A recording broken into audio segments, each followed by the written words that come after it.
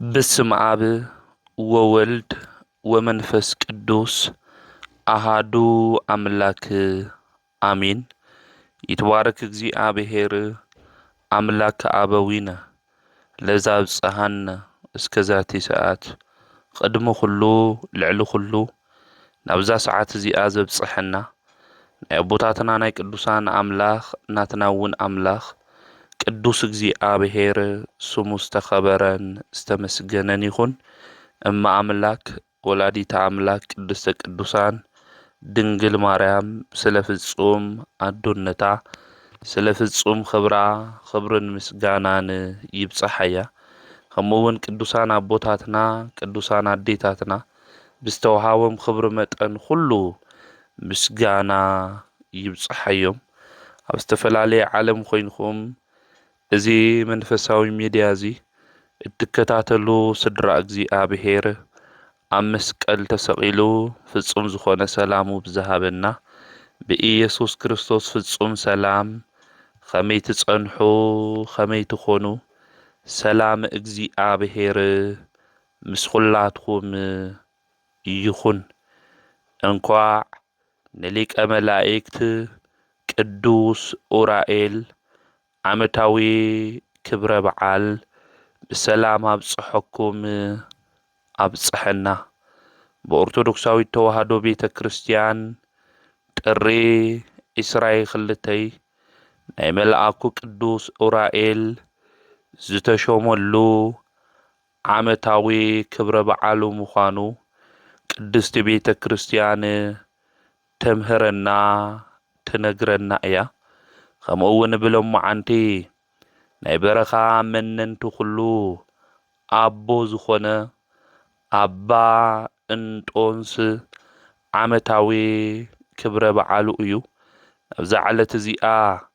እዚ ክብረ በዓል ዘኽቢርና ድማ በረከት ካብ ቅዱሳን ክንቅበል ስለ ዝገበረና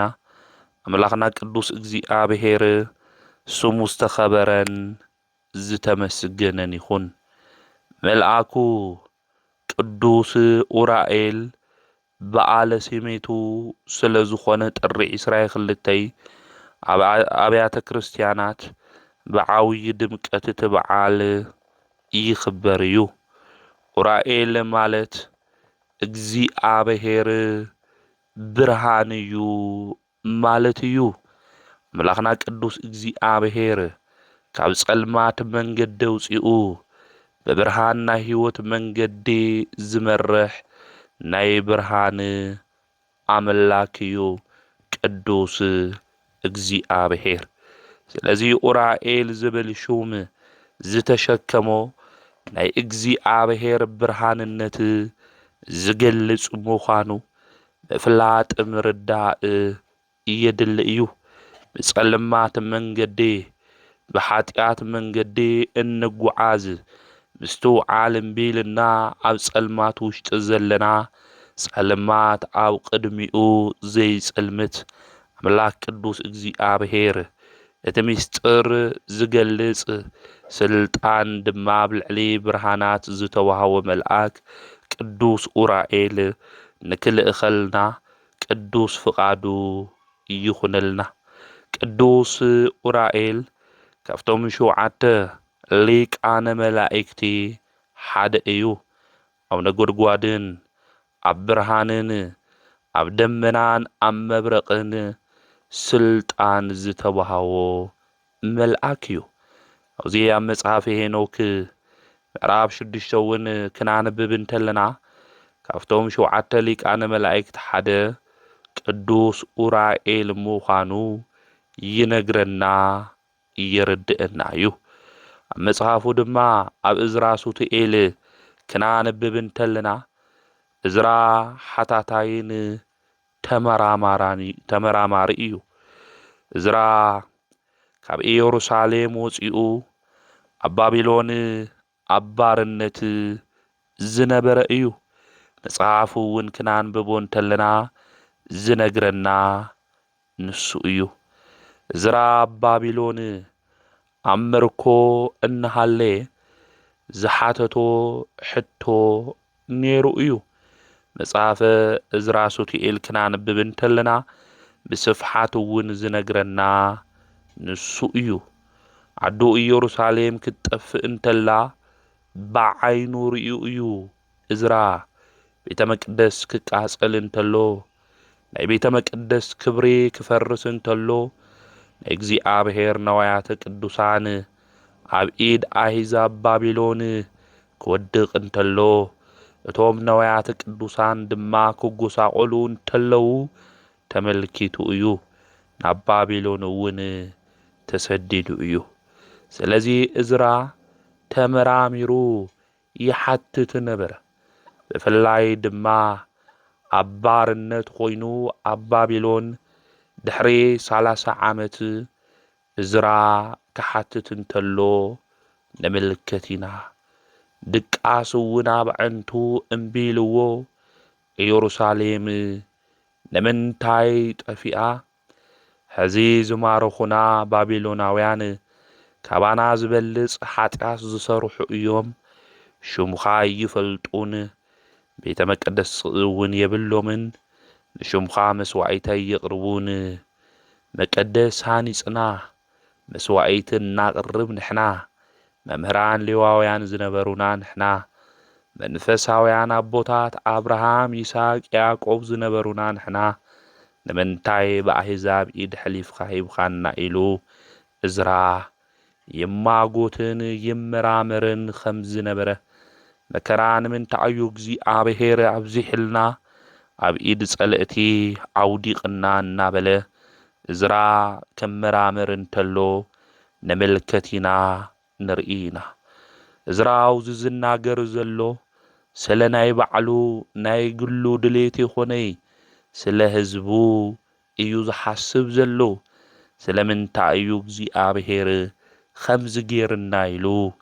እዞም በደለኛታት ዝኾኑ ባቢሎን ኣብ ኦም ኢድ ንምንታይ እዩ እግዚአብሔር ኣውዲቕና ኣብ ልዕሌና ድማ ንክስልጥኑ ንምንታይ እዩ እግዚአብሔር ገይሩ ንምንታይ እዩ ንሳቶምስ ዘሳቂና ኣለዉ ኢሉ እዝራ ይሓትት ነበረ። ልቡ ሓዚኑ ድቃስ ድማ ኣብ ዕንቱ እምቢስ ካብ ዝብሎ ንምንታይ ኮይኑ ኢሉ እዝራ ኣብ ጸሎት ውሽጡ ኮይኑ ይመራመር ንእግዚአብሔር እውን ይሓትት ነበረ። ወገናተይ ከም እዝራ ኣብዚ ግዜ እዚ ዝበጽሐና መከራ ዘሎ ፈተና ኣምላኽ ቅዱስ እግዚአብሔር ንምንታይ እዩ ኢልና ብጸሎት ውሽጡ ኮይንና ንኣምላኽና ንቅዱስ እግዚአብሔር ክንሓቶ እዩ ዝግብአና። ስለዚ እዝራ ናይ እግዚአብሔር ፍርዲ ንዓና ቅጽዓትን መከራን ንምንታይ እዩ ኮይኑ ናይ እግዚአብሔር ፍርዲ ድማ ክፈልጥ ደልዩ እዩ እዝራ ዝማጎት ዘሎ። መከራ ክበዝሕ እንተሎ መጎት ኢና እኮ ናብዝሕ ወገናተይ ናብ እግዚአብሔር ብዙሕ ሕቶታት ኢና ነምጽእ መከራ ከቢድ ስለ ዝኾነ እዚ ኣብ ልዕሌና ዝበጽሕ መከራ ብዙሕ እዩ። ናብ እግዚአብሔር ኣብ ቅድሚኡ ጠጠው ኢልና ብንጽህና ብቅዱስና ኮይና ኦ ኣምላኸይ ንምንታይ እዩ ዙ ነገር ዙ ኮይኑ ኢልና ክንልምኖ ይግብአና። ስለዚ እዝራ ንምንታይ እዩ እዚ ነገር ዙ ኮይኑ ኢሉ ንእግዚአብሔር ረቂቕ ዝኾነ ፍርዲ ንክፈልጥ ደለየ። ኣብዚ ግዜ እዚ ብርሃናዊ መልአክ ቅዱስ ኡራኤል ድማ ናብኡ መጽአ። ጸሎቱ ምስ ወድአ ብሓሳብ ማዕበል ውሽጢ እናሃለወ ግርሙኡ ዘፍርሕ ብርሃኑ ድማ ዓይኒ ዝወግእ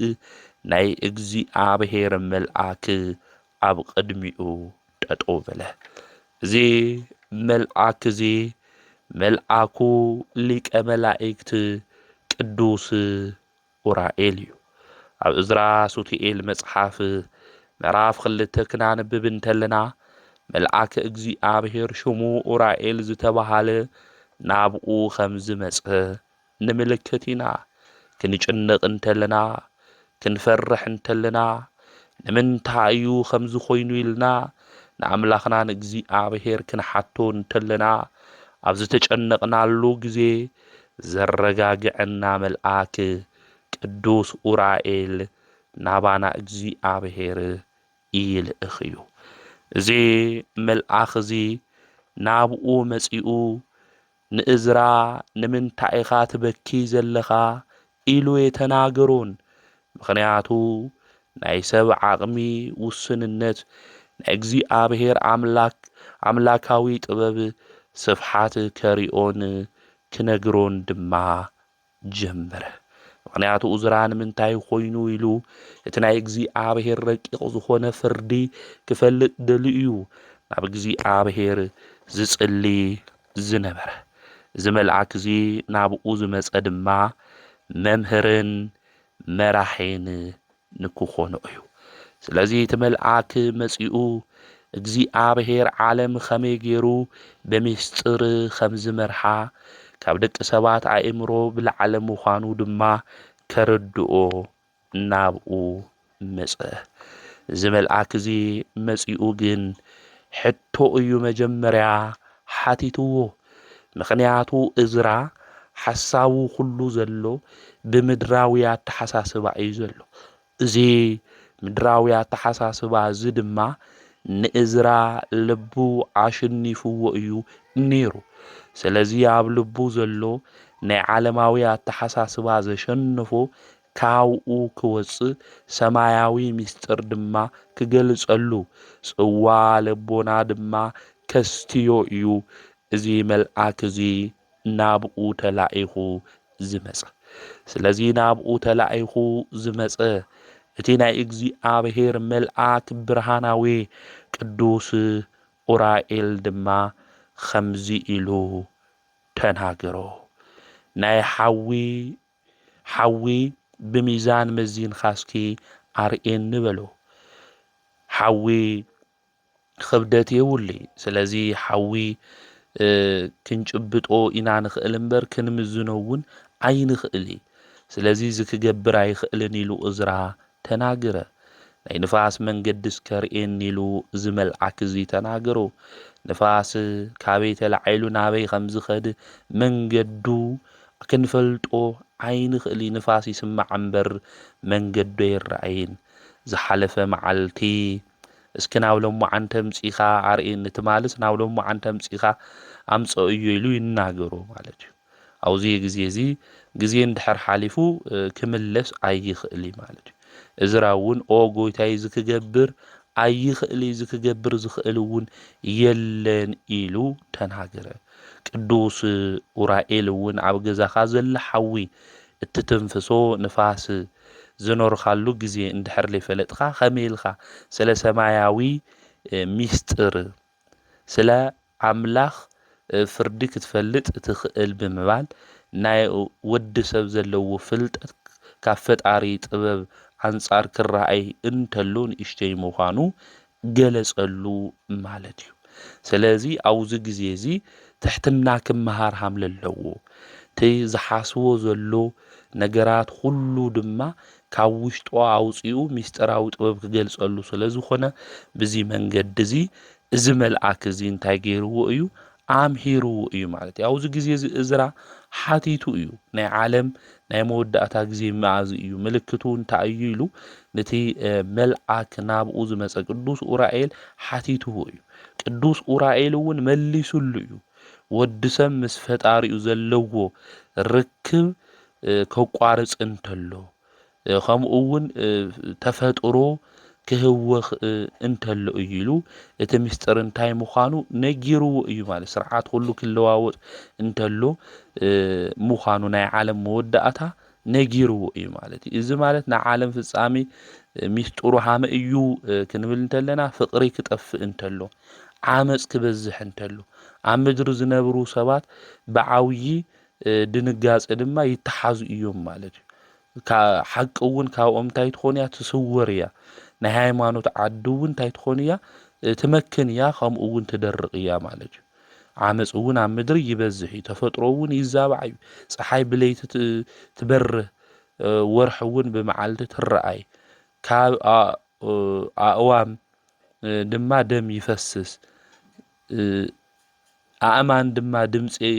ኣውፂኦም ይናገሩ ናይ እንስሳት ናይ ሰብ ምልውዋጥ እውን ሃምለሉ ኣብ ባሕሪ ዝነብሩ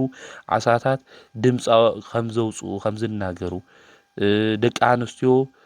ዝወልድኦም ልክዕ ሓምለ ይኾነ ብዙሕ ተኣምራት እውን ከም ዝግበር ዓርካ ኣብ ልዕሊ ዓርኩ ድማ ከም ዝበኣስ ፍልጠት ምስትውዓል ድማ ካባና ከም ዝውሰድ ከም ዝሕባእ ይነግሩ ኣብዚ ግዜ እዚ ንዓለም ፍጻሜ ሃምልኾን ተናጊሩ ዝዓለም እዚኣ ከምዚ ኣረገ ልብሲ ከም ትጥቕለል መንግስተ ሰማያት ሓዱሽ ዓለም ሓዱሽ መንግስቲ ሃምሊ መጽእ እውን ነጊርዎ መከራታት እውን ሃምሊ ህሉ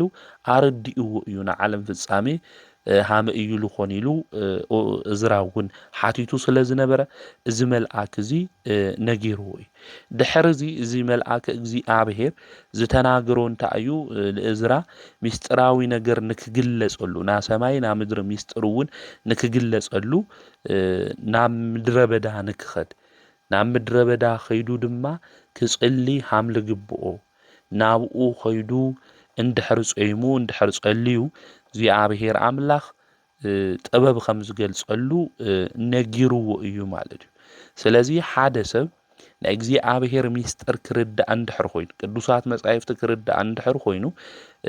ክገብሮ ዝግባእ እንታይ እዩ እንድሕር ኢልና ክንጾምና ክንጽሊ እዩ ዝግበአና ስለዚ ክንጾም ክንጽሊ እንተለና ድማ ኣብ ዓለም ውሽጢ ኮይንና ለይኾነስ ጽምዋ ናብ ዘለዎ ናብ ገዳም ኸይድና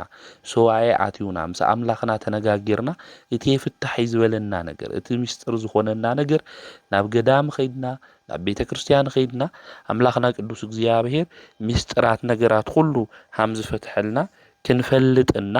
ክንርዳእ እዩ ዝግብአና ማለት ስለዚ ንሸውዓተ መዓልቲ ሁሉ እኽሊ ትብላዕ ናው ወይኒ ድማ ክትሰቲ የብልኻይ ኢሉ ተናጊርዎ ቆጽሊ ጥራሕ እውን ክምገብ ሃምለ ኣለዎ እውን ነጊርዎ እዩ ናይ ዕምበባ ምግቢ እውን ክምገብ ሃምለ ኣለዎ እዚ ናይ ንጽህና ናይ ቅድስና ምልክት እዩ ማለት እዩ ስለዚ ትሕትና እውን ንክህልዎ ትዕግስቲ እውን ንክህልዎ ናብ በረኻ ኸይዱ ንሸውዓተ መዓልቲ ክጽሊ ሃምሊ ግብኦ ኣእምሮኡ ድማ ካብ ምድራዊ ጭንቀት ነጽሁ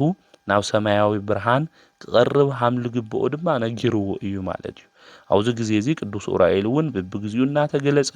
ያብርትዖ ከምኡ እውን የረጋግዖ ነይሩ እዩ ስለዚ ንሕና ዝጎድሉና ነገራት ሚስጥር ዝኾኑና ነገራት የንሽንፎም ይዝበልና ነገራት ክፍትሑ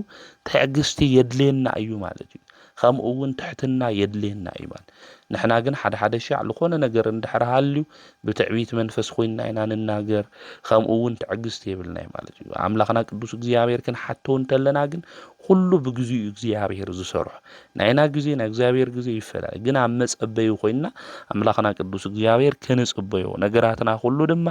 እሱ ከስተኻኽለልና ሃምሊ ግባእ ብትሕትና ኮይንና ብትዕግስቲ ኮይንና ኣምላኽና ቅዱስ እግዚኣብሔር ክንጽበዮ እዩ ዝግብአና ስለዚ ጾም እዩ ተባሂሉ እዝራ ዝተዓዘዞ ነገር ሁሉ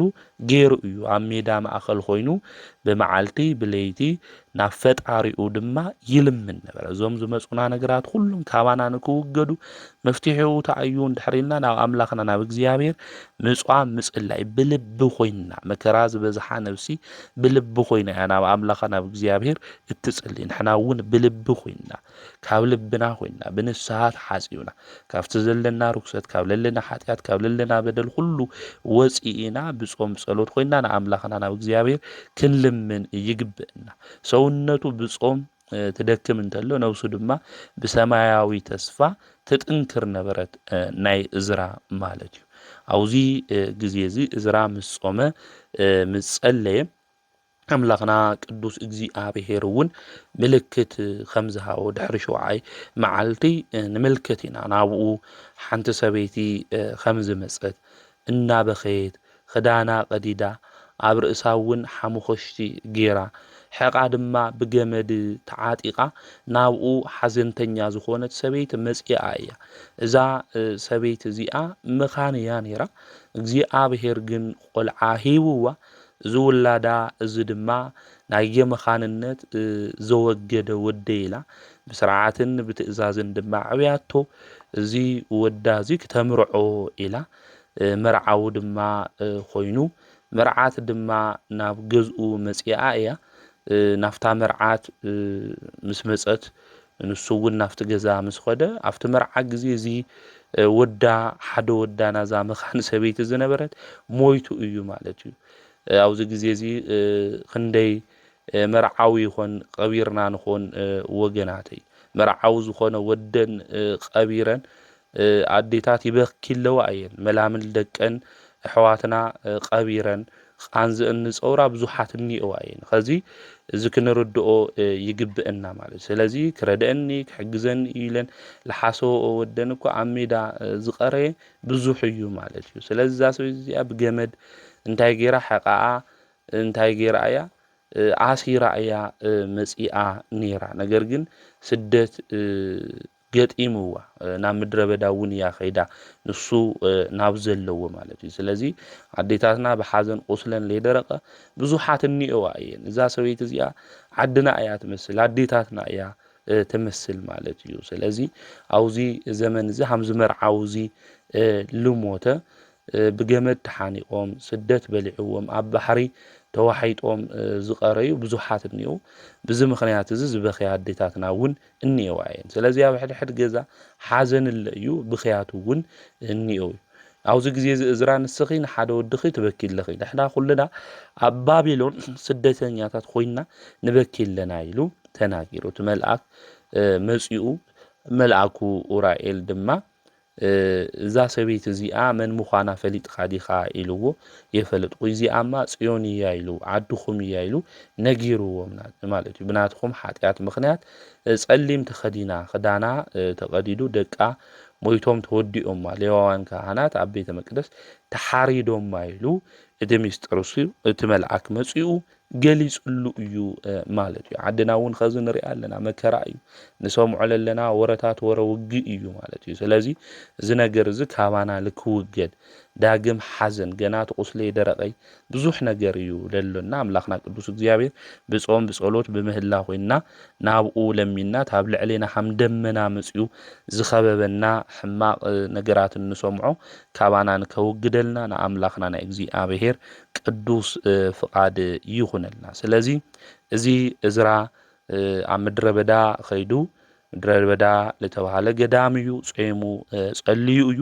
ለተዓዘዞ ነገር እውን ፈጺሙ እዩ እቲ መልአክ እግዚአብሔር እውን ናብኡ መጽኡ ኣብ ኢዱ ዝሓዞ ጽዋ ህይወት ድማ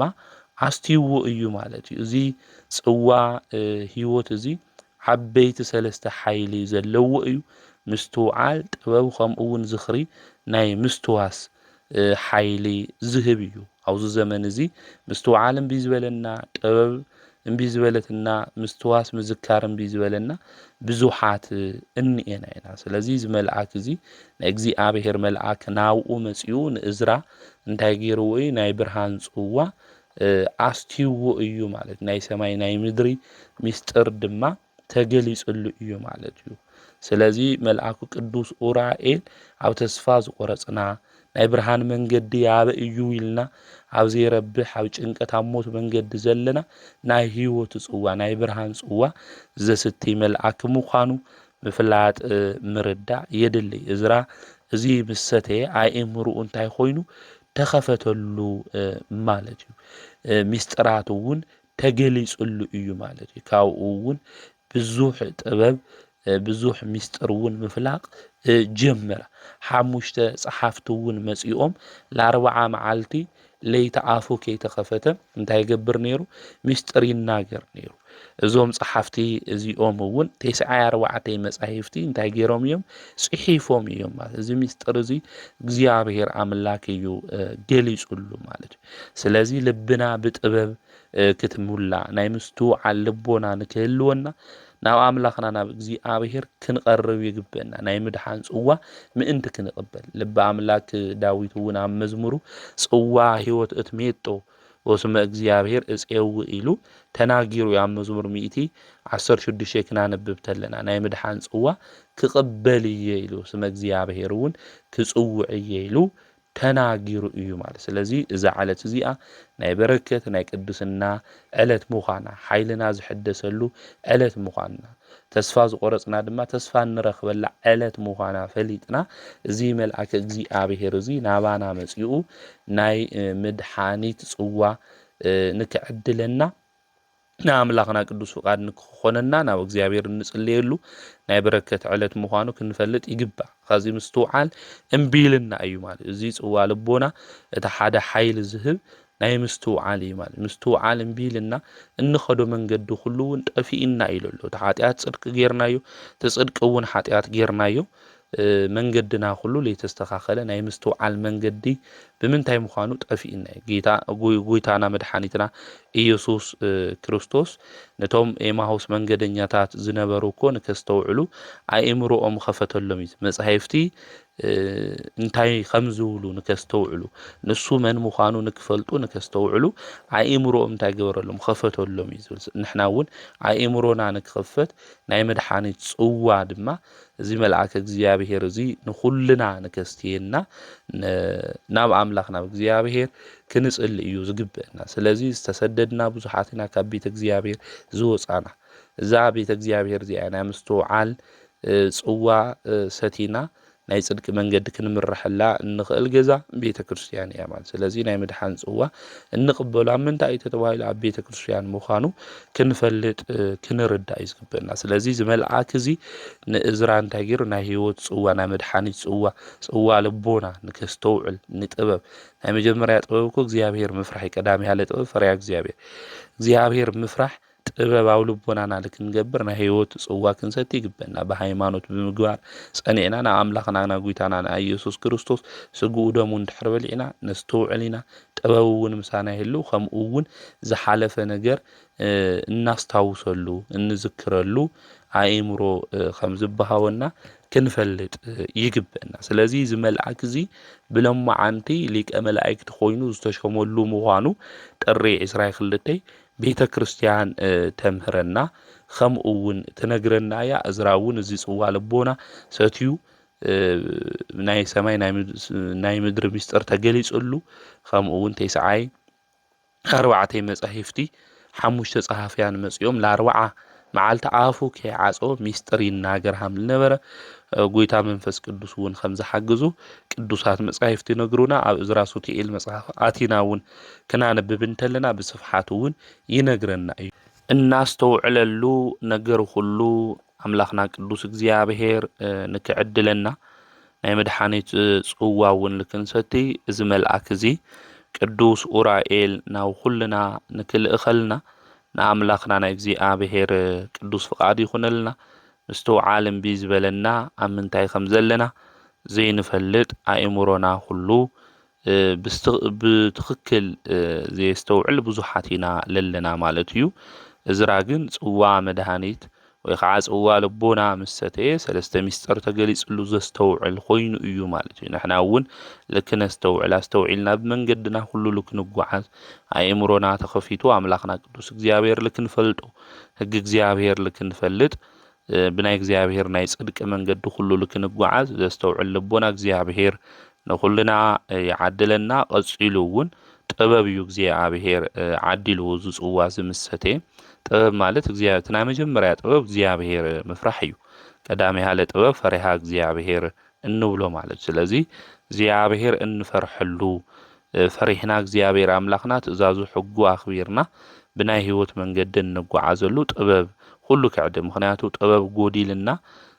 ሁሉ ነገርና ብዘፈቀደ እንጓዓዝ ብዙሓት ኢና ለለና እሞ ብጥበብ መንፈሳዊ ንክንጓዓዝ እዚ ጽዋ እዚ ልክንሰቲ መልአከ እግዚአብሔር ናባና ክልእኸልና አምላኽና ቅዱስ እግዚአብሔር ቅዱስ ፍቃዱ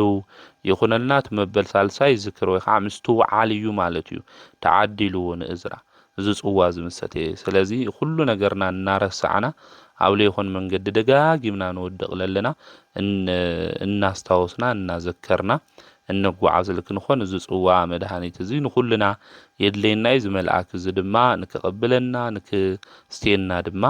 ንኣምላኽና ናይ እግዚኣብሔር ቅዱስ ፍቓድ ይኹነልና። ስለዚ እዚ መልኣክ እዚ ጥሪ 22 ዝተሾመሉ ስምዒት ዝተዋሃበሉ ሊቀ መላእክቲ ዝኾነሉ ዕለት ምዃኑ ቤተ ክርስቲያን ተምህረና ትነግረና እያ። ኣብ ድርሳነ ኡራኤል እውን ክናነብብ እንተለና መድሓኒት ንሱ ኢየሱስ ክርስቶስ ነዚ ዓለም እዚ ቤዛ ኮይኑ ኣብ መስቀል ክስቀል እንተሎ ንኹልና ድማ ክብዥወና እንተሎ ነብስና ድማ ካብ ባርነት ከምኡውን ካብ ሓጢኣት መንገዲ ክምልሳ እንተሎ ምእንተ ኩልና ጎይታ መድሓኒት ኢየሱስ ክርስቶስ ኣብ ማእከለ ምድር ኣብ ቀራንዮ ቤዛ ኮይኑ ተሰቂሉ እዩ። ኣብዚ ግዜ እዚ ኣይሁድ ብዙሕ መከራ ኣብፂሖምሉ ስጉኡ ተወዲኡ ዓጽሙ እስካብ ዝረአይ ንሱ ናይ ዕሾኽ ኣክሊል ገይሩ ንዓና ናይ ህይወት ኣክሊል ዓዲልና እዩ። ንሱ ኢዱን እግሩን ተቸንኪሩ ንዓና ካብ ማእሰረ ሰይጣን ክንፍታሕ ዝገበረና ጎይታ መድሓኒት እዩ። ብዋጋ እውን ገዚእና እዩ። እዛ ዕለተ ዓርብ እዚኣ ከባድ ዕለት እያ። ኩሉ ዘለዎ ሓይሊ ዘለዎ ኣምላኽና ቅዱስ እግዚኣብሔር ንኣና ክብል እንታይ ኮይኑ ደካማ ኮይኑ እዩ ብቁስሉ እውን ንኹልና ፈዊስና እዩ ማለት። ኣብዚ ግዜ እዚ ሞይቱ ድዩ ወይ ከዓ ኒኦ እዩ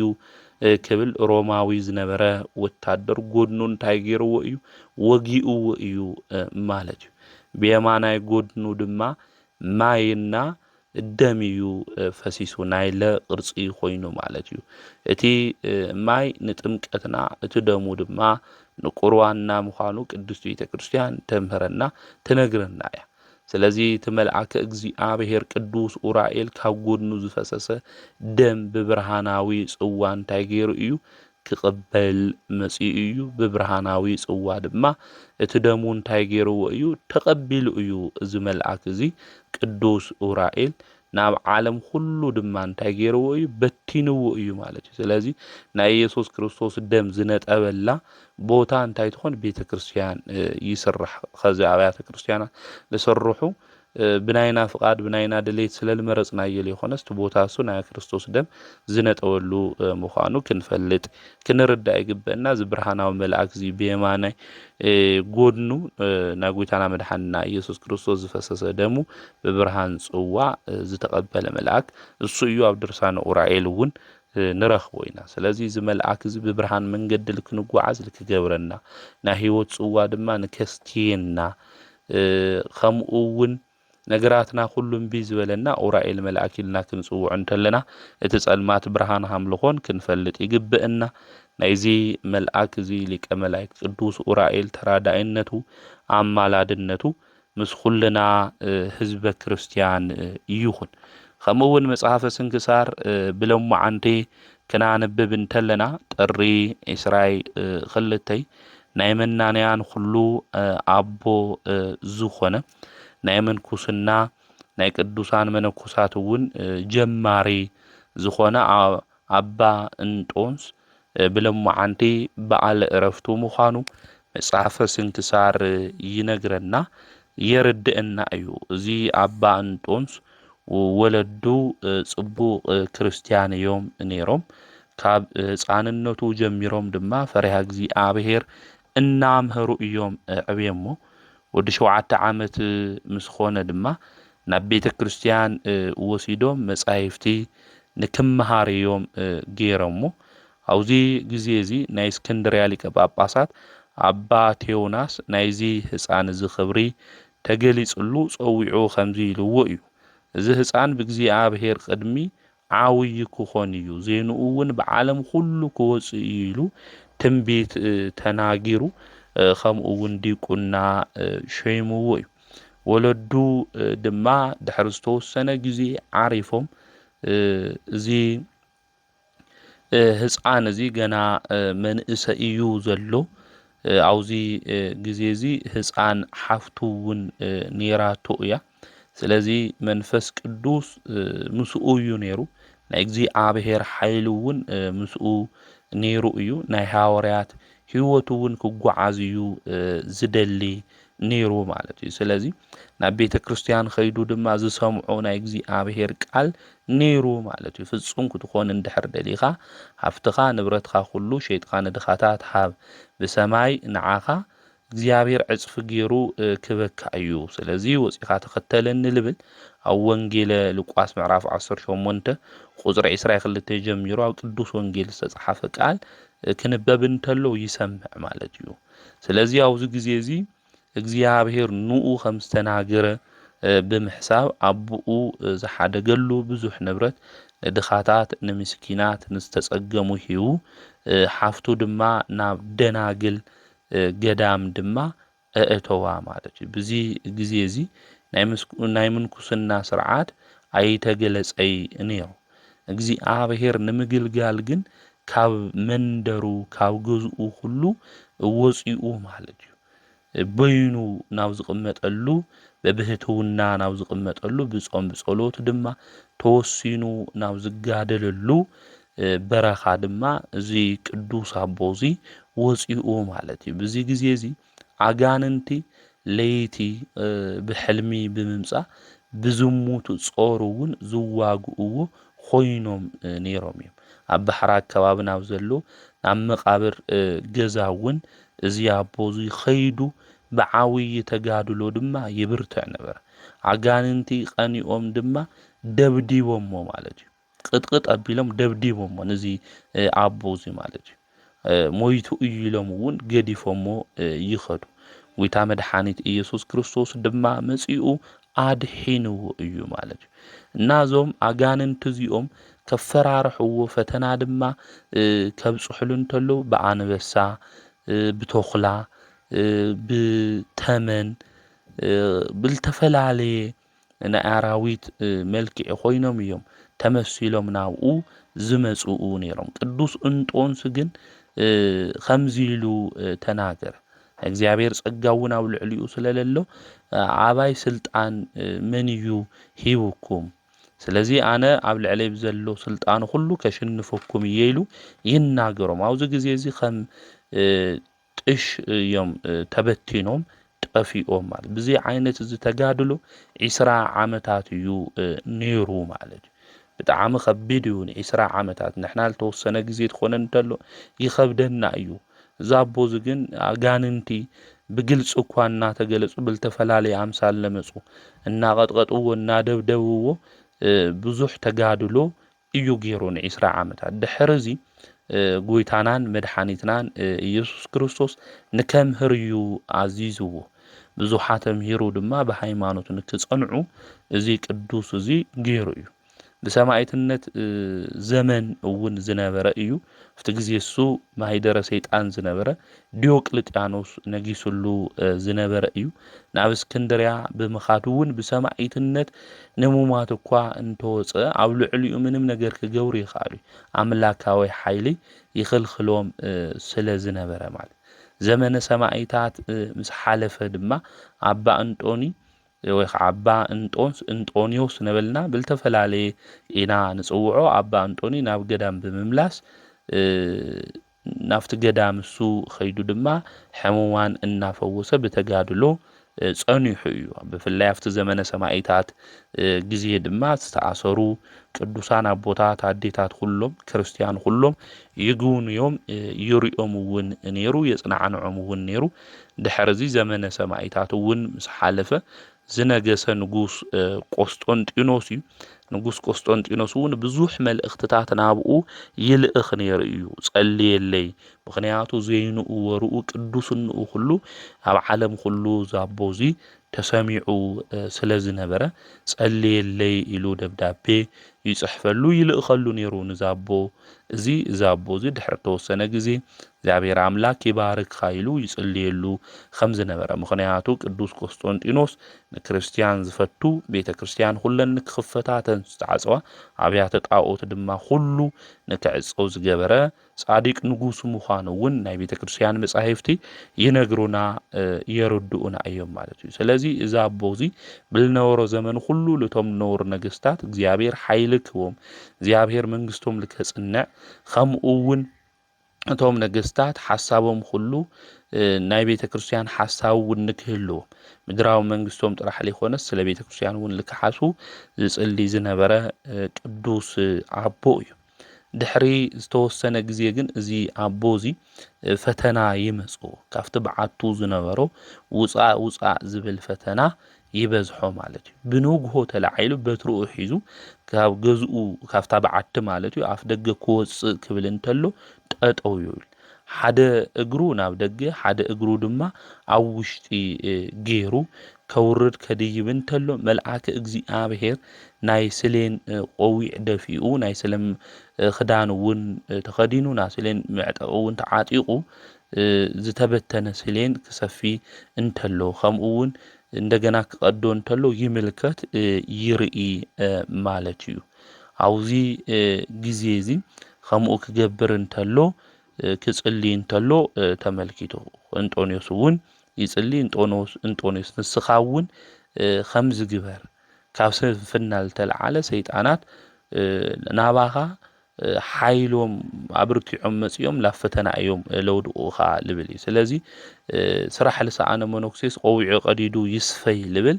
ካብዝሃም ልመጸውን ክንፈልጥ ይግበና ዝታይ ማለት እዩ ቆዊዑ ሰኢሉ ናልዕለ ይቅደዶ ማለት ይኾነ ነገር ግን መነኩሴ ክጾም ይግብኦ ክጽሊ ክሰግድ ይግብኦ खाሊኡ እውን ኣብቲ ገዳምሱ ለለው ስራሕቲ ይሰርሕ ስርዓተ ምንኩስና ስርዓተ ገዳምና ባዕሎም እንይዎም ነገር ግን ስራሕ ክንፈትሕ እንተለና ሰይጣን መጽኡ ይፍትነና ምዃኑ ክንፈልጥ ክንርዳእ ይግበን አዴና ሂዋን እኮ ስራሕ ፈቲሓ ከፊላ ብልነበረቶ ግዜ እዩ ንግስተ ሰማይ ወምድር ኢሉ ኣብ ልዕሊ ተመን ዝሓደረ ሰይጣን መጽኡ ፈተና ፈቲንዋ ንኹልና 5500 ዘመን አባርነት ክንነበር ዝገበረና እጸበለስ እውን ዝበልዐት ብዚ መንገዲ እዚ ስለዚ ስራሕ ክንፈትሕ እንተለና ካብ ጾም ካብ ጸሎት ክንርሕቕ እንተለና ካብ ቤተ ክርስቲያን ክንርሕቕ ካብ መንፈሳዊ ተግባራት ክንርሕቕ እንተለና ሰይጣን ሃም ልፍትነና ክንፈልጥ ክንርዳእ ይግበና ብፍላይ ገዳም ለነብሩ አቦታት ድማ ፈተናኦም ብዙሕ ምዃኑ ክንፈልጥ ክንርዳእ ይግባ ስለዚ ኦ እንጦንዮስ ንስኻውን ስራሕ ካብ ስንፍና ዝተልዓለ ሰይጣን ንዓኻ ብዙሕ ፈተና ብዙሕ ውጊ የምጽልኻ እዮም ኢሉ እቲ መልአክ እግዚአብሔር እውን ተናጊርዎ እዩ ማለት እዩ ስለዚ እዚ ኣብነት ከምኡ እውን ምሳሌ ከም ዝነበረ ተቆዊዕ ናይ ክለሶክ እዩ እቲ ቀሚስ ድማ ከለሜዳ ምዃኑ ምፍላጥ መረዳ የድል እዩ አቦታት እውን ብልገብርዎ ስራሕ ሁሉ አፍአዊ ሓጢአት ብቲ አፍአዊ መስዋዕቲ ዝስውኡ አፍአዊ ሓጢአት ድማ ከስተሰርዩ ሃምልኽሉ ምፍላጥ መረዳ የድል እዩ ማለት እዩ ስለዚ አቦታትና ትልብሰ መንኩስና ለቢሶም ውስጣዊ ለኾነ መስዋዕቲ ድማ ሰውዮም ውስጣዊ ሓጢአት ድማ እንታይ ይገብሩ ያስተሰርዩ ምዃኖም ክንፈልጥ ክንርዳእ ይግብእና ማለት እዚ ሁሉ ፈተናታት ዝሓለፉ ልብሰ መንኩስና ድማ ዝተኸደኑ ረቂቕ ለኾነ ጸላኢ ሰይጣን ድማ ከም ዘሸንፍ ብጾም ጸሎት ብህርትምና ድማ ዓወት ከም ዝጎናጸፉ ናይ ብርሃን ካባ ድማ ስላሴ ከም ዘልብሶም ምፍላጥ ምርዳእ የድሊ ሰቂልና ትንሪኦ ተለና ተራ ቀሚስ ክመስለና ኣይግብኦይ እቱ አቦታትና መነኮሳት ልኽደንዎ ማለት እዩ እና ድሕር ብዙ ተጋድሎ እዚ አቦዚ ምስ አባ ጳውሊ እውን ተራኺቡ አባ ጳውሊ እውን ቀቢሩ ምስ ተመለሰ ኣብ መወዳእታ ጎይታና መድኃኒትና ኢየሱስ ክርስቶስ እውን ተገሊጹሉ ብሰማያት ለለዎ ክብሪ እውን ነጊርዎ እዩ ዝኽርኻ ዝገበረ ንቤተ ክርስቲያን እውን ብሹምኻ መባ ዝሃበ ሓጢአቱ ሁሉ ይቅር ክብለሉ እየ ስጋኻ ኣብ ዝቕበረሉ ገዳም ድማ ትገዳም እሱ ልዕል ከብሎ እዩ ኣብ ውሽጣ እውን ብዙሓት መነኮሳት ክህሉ እዮም ቅዱሳን መነኮሳት ኢሉ ቃል ኪዳን አምላኽና ንሱ መድኃኒትና ኢየሱስ ክርስቶስ እዩ አባ እንጦንስ እውን ብጣዕሚ ደስ ኢልዎ ድሕርዚ ንደቀ መዝሙሩ ለአባ መቃርስ አስኬምኡ ናይ ምንኩስና ልብሱ ድማ አልቢስዎ ዕረፍቱ ምስ ፈለጠ ምስ በጽሐ ምስ ፈለጠ እውን በትሩ ንወዱ ንአባ መቃርስ ምንጻፉ ድማ ሊሊቁ ንአትናቴዎስ ሂብዎ እዩ ከምኡ እውን ብመንፈስ ወዱን ዝኾነን የኤጲስቆጶስ ለአባ ሰራቢዮን እውን ናይ እቲ ጠሊ ቆርበት ዝኽደኖ ዝነበረ እሱ እውን ሂብዎ እዩ ድሕር እዚ ዛቦዚ ብለማዓንቲ ጥሪ 22 ብ100 እስራኤ ዓመቱ ነብሱ ዓሪፋ ቢባቤ መላእክት ብማእዛ ገነት ድማ ተፈልያ ማለት እዩ እና ንኣባ እንጦንስ ተጋድልኡ ታሪኩ ዝጸሓፈ ድማ ዓብይ ሊቅ ናይ እስክንድርያ ፓትርያርክ ቅዱስ አትናቴዎስ እዩ። ከምኡ እውን ሊቃውንተ ቤተ ክርስቲያን ብብዙሕ ድርሰቶም ብብዙሕ መጻሕፍቶም ነዚ ቅዱስ ኣቦ እዚ ኣመስጊኖሞ ምስጋና እውን ኣቕሪቦምሉ እዮም። ኣበ መነኮሳት ወላዲ ኣእላፍ ናይ በረኻ ኮኸብ እዩ ቅዱስ ኣባ እንጦንስ ማለት እዩ። ብዝተጋድሎ እዚ ዝሓለፈ ጻዲቅ ቅዱስ ኣቦ እዩ። ናይዚ ጻዲቅ እዚ በረከቱ ቅድስቲ ዝኾነት ጸሎቱ እውን ኩሉ ሻዕ ምሳና ንክኾን ኣምላከ ቅዱስ እንጦንስ እውን ኣምላኽና ቅዱስ እግዚአብሔር ነገራትና ኩሉ እንክባርከልና ናቱ ቅዱስ ፍቃድ ይኹነልና። ዘምህረና ዝገሰጸና ናይ ኣቦታትና ኣምላክ ቅዱስ እግዚአብሔር ስሙ ዝተኸበረን ዝተመስገነን ይኹን። ወስብሐት ለእግዚአብሔር ወወላዲቱ ድንግል ወለመስቀሉ ክቡር።